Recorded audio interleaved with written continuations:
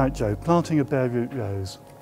Bare root rose, they're dug out of the field they've been grown in, and they can be planted from October through to March. The plants are dormant. You sometimes get these little white shoots on them. If you do, don't worry, just leave them there. And roses have been planted this way for hundreds of years. It's unusual, it's modern. It's only the 1960s that we started putting them into pots. Before that, they were all like this. It's really easy and it's really successful.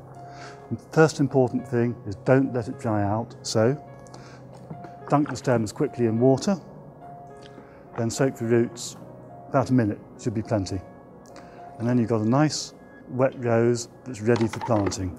And the first thing you do is you make sure there are no bits that need trimming off. There's a bit there that's damaged, we take that off. A little weak bit there, we don't want that. There we go, that's ready to plant. So we've got the rootstock, and you can see there where it's being grafted, just there. That's where you want the soil level, just there. Okay. So make a hole in the bottom of our compost, spread the roots out, and then if you hold that for me, we can top that up with compost. And in she goes, getting it fairly central in the pot, fairly upright.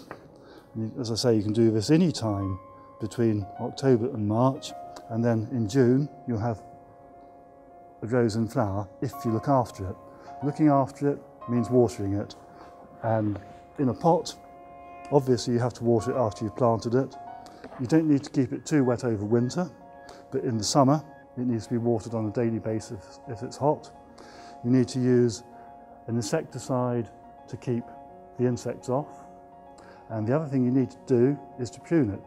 And in March you have to prune it right down from where the soil level is, length of your index finger, just there.